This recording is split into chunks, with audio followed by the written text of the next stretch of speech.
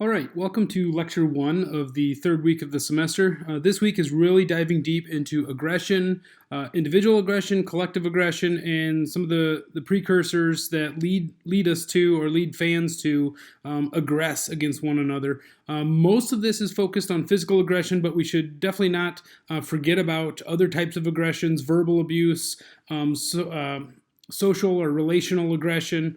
So it doesn't always have to be throwing a punch or throwing a beer bottle. There are many ways to aggress against one another. The lectures this week are really divided into two camps. One is the psychological approaches to aggression, and the other is the sociological or social psychological approaches to aggression. And we'll break those down here in just a second. In general, all of the readings are sort of mushed together and combined into to four unique lectures. So there will be some overlap coming, and there'll be some material being pulled from multiple readings for this lecture and the sociology of aggression lecture. So just know that going in, and let's get started. First, let's break down what we're talking about when we talk about psychological or sociological. All right, so the psychology is a study of one's own mind, what's going on between the ears. In some ways, you might think of this as sort of innate drive, motivations, personal goals, acting in self-interest, not necessarily having the influence of others as sort of what's most important in our mind or trying to please others. It's more of acting in your own interest based on your own motivations, what you're trying to accomplish. This comes with a grain of salt, of course, because how can we ever escape social in our even in our own minds? So all the meanings and values and thoughts we have come from elsewhere. So what we think about as a motivation for us. We want to be successful. Well, what does successful mean? How would we possibly know what successful would mean without having some sort of sociality to give that success a context, a deeper meaning? What is valued or not valued in society might be a determinant of, air quote, success. So again, even if we're acting what we think is sort of in a purely sort of psychological realm of between the ears, innate drives and motivations, all of the meaning and values that are placed within that realm are still, to some extent, at least have their basis in the social world. But again, when we're looking at psychology, we're looking at just the drives of the individual and what influences the individual. On the sociological side, or sometimes social psychological side, we see the influence of group on the self as the larger determinant in what's going on in terms of behaviors, attitudes, identity. This happens in a couple different ways. First is through direct feedback. So we go out into the world, we behave, we act a certain way, and that draws feedback from our audience, whatever that audience might be. It could be a classroom of students, it could be an arena full of fans, it could be a one-on-one conversation at a coffee shop. And this direct feedback is smiles, cheering, a pleasant conversation, a heated conversation, someone yelling at you, someone crying, someone turning red in the face, a pat on the back, any number of ways that people tell you you're either doing a good job with your behaviors or you're doing a bad job with your behaviors. And it's this sort of symbolic interaction is what it's called, that sort of the back and forth between a presentation and then feedback. And then we alter the presentation slightly and then more feedback. And then we alter the presentation slightly and more feedback. And if we do that enough, our audience starts to have an indirect influence where we don't even necessarily need to have them in front of us. We already have expectations of how people are going to respond to things because we are so experienced in receiving this direct feedback. We can start building our presentations with expectations in mind as to how our behaviors will be received by others. So these are the two camps, really, and most likely it's a blend of the two. That's why I tend to favor the social psychological elements of it, because there are some innate drives, perhaps, or personal goals involved with it, even if they're shaped by sort of larger social meanings. There is still something happening between the ears that is an individual acting, trying to work in his or her own self-interest, but it's undeniable the influence of the social world on the person.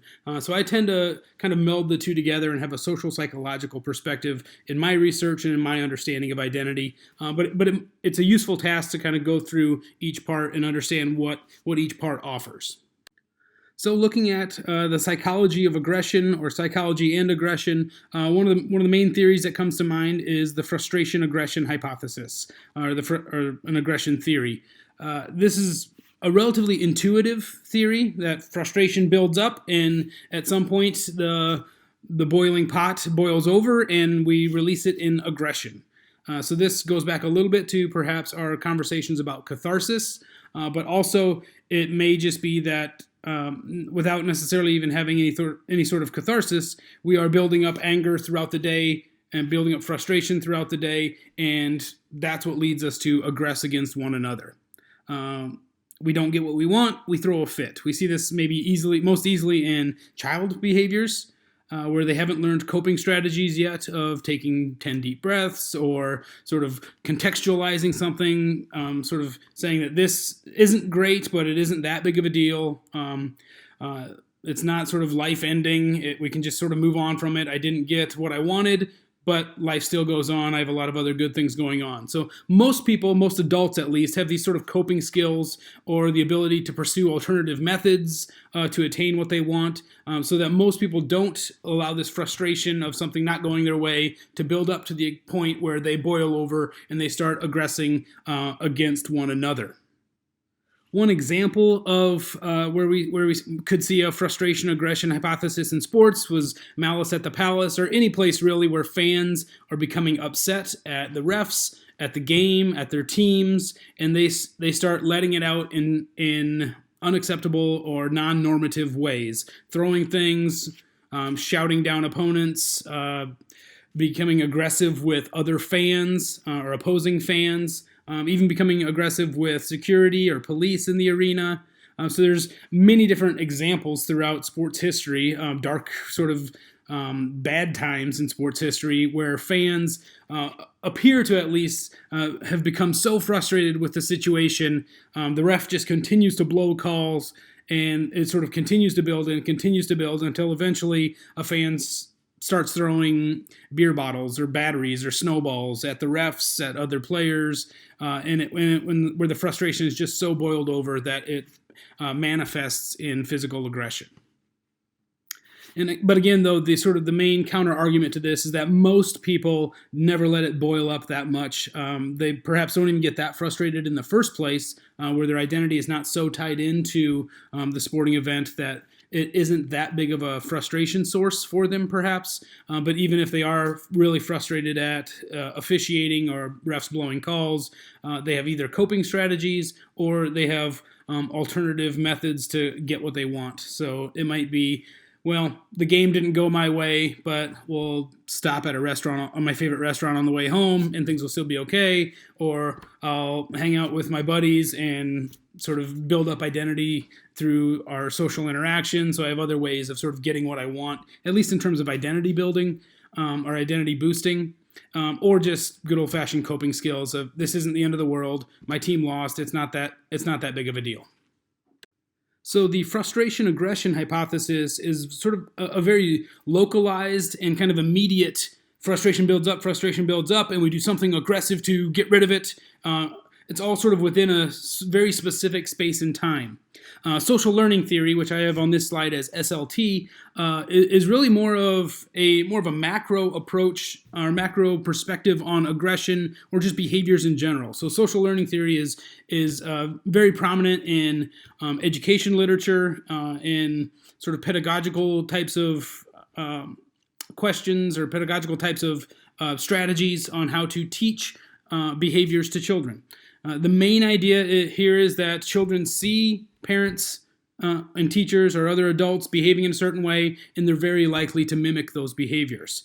So a phrase that often gets used in terms of parenting is more is caught than taught. So kids are always watching.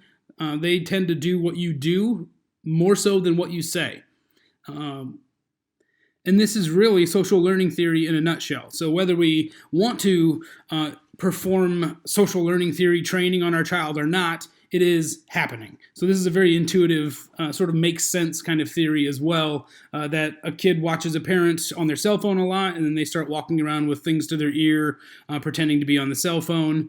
They see their parents doing any number of activities, good or bad, and they tend to mimic those. it gets elevated beyond sort of mere imitation when we start seeing reinforcements and rewards going on, or rewards and punishments going on.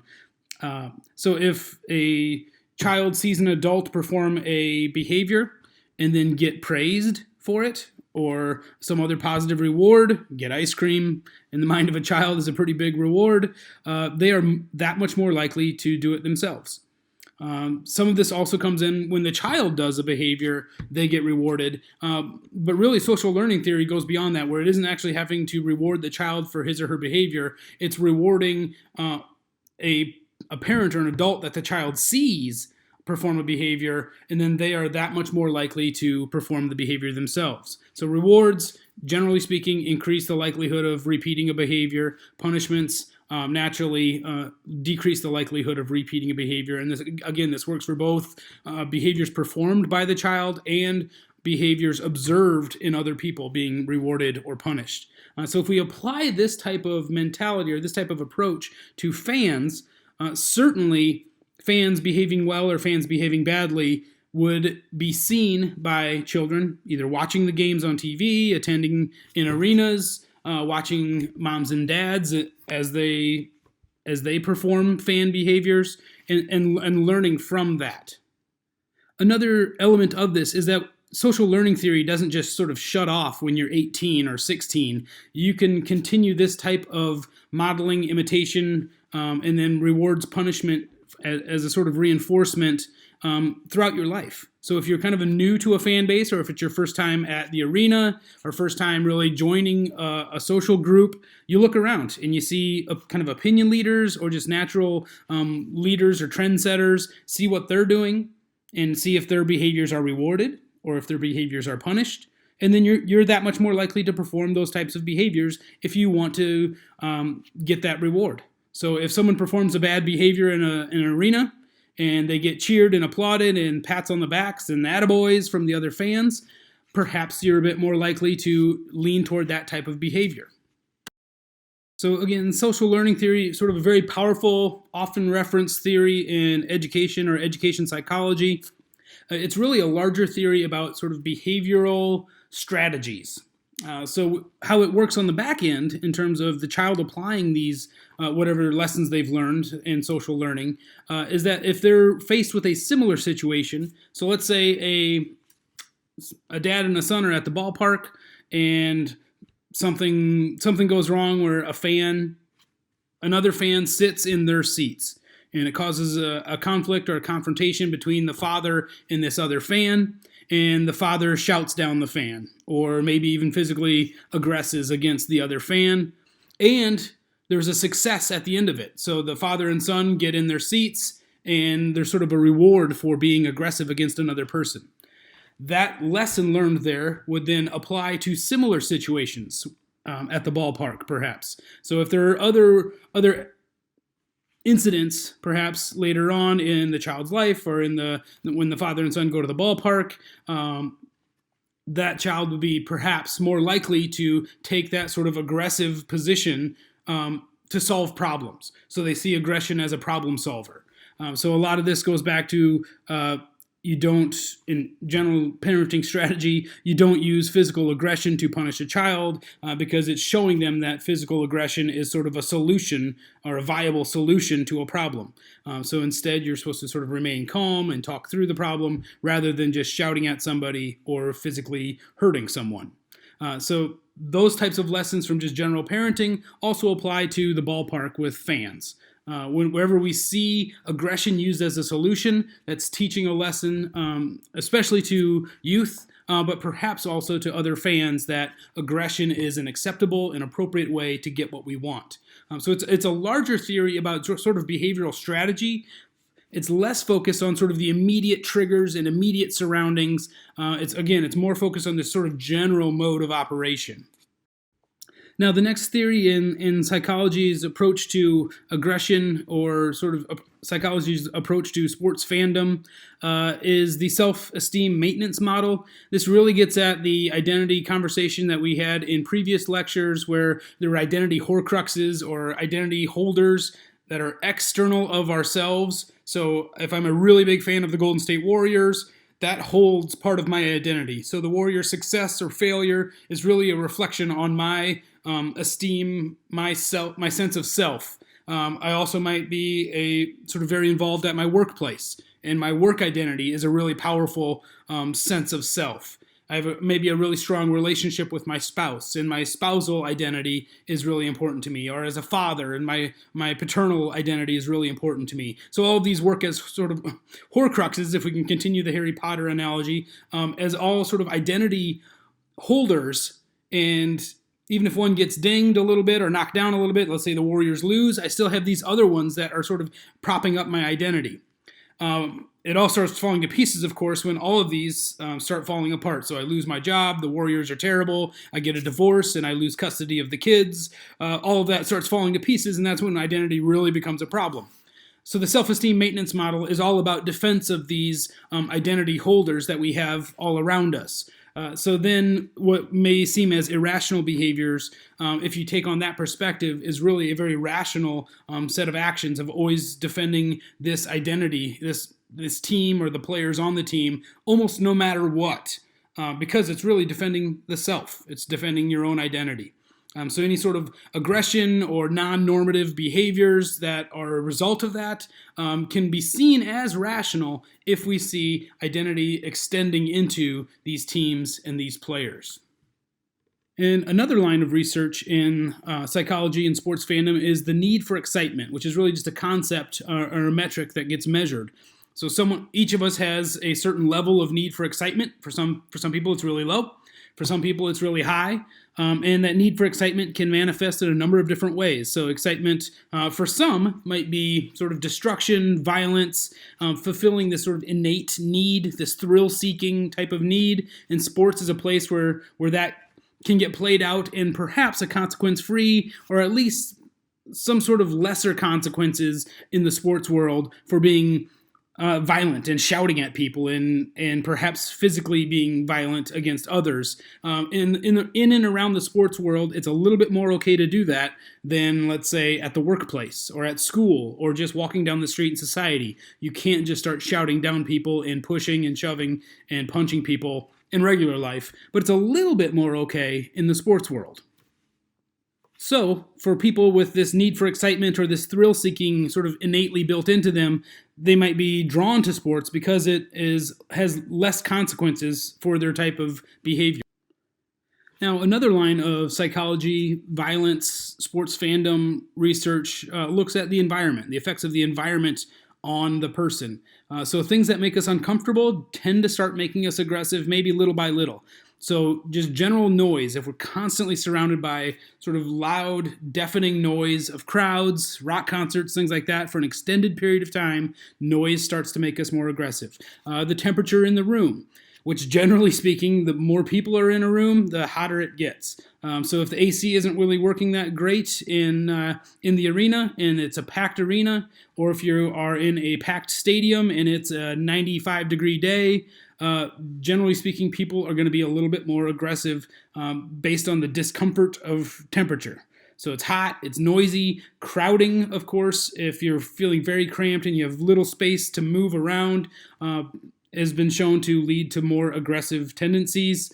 Positive and negative ions in some lines of research have shown to have an effect. So things like car exhaust, machines, wind, AC, and crowds crank out positive ions, which are bad, and negative ions, which are good, are in places where all of those things aren't. So if you're thinking about being in a large crowd, there might be AC units going on, there may be tailgating and things like that in the parking lot, a lot of positive ions floating around, causing people to become more aggressive.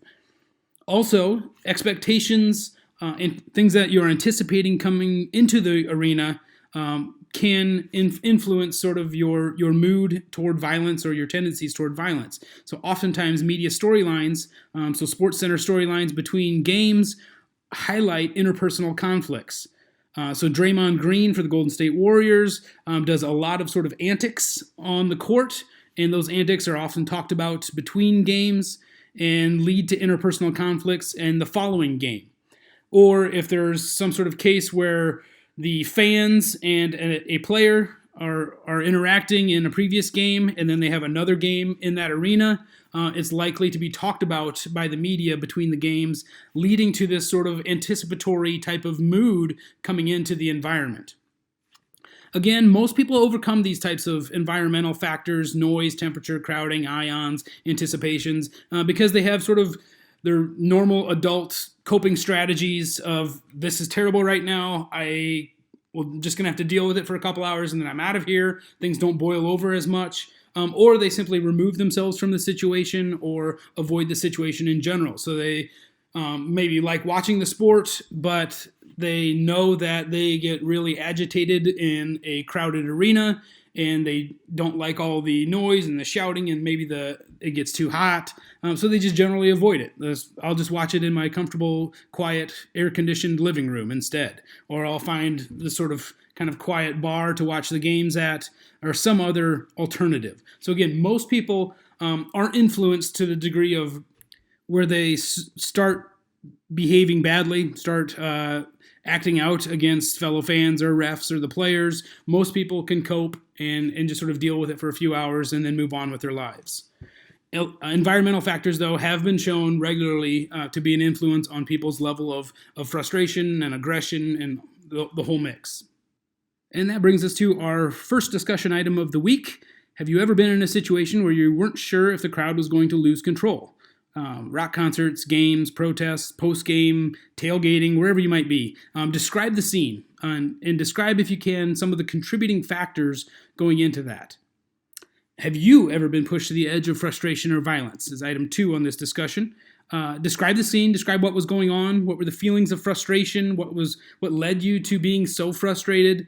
Even if you didn't actually perform any sort of violent acts, what led you to be so frustrated? How did you overcome those feelings, if you did? If not, talk about what happened. All right, and this is the last slide for this lecture, so once you finish up your discussion post item, you can close out this lecture and move on to lecture 2.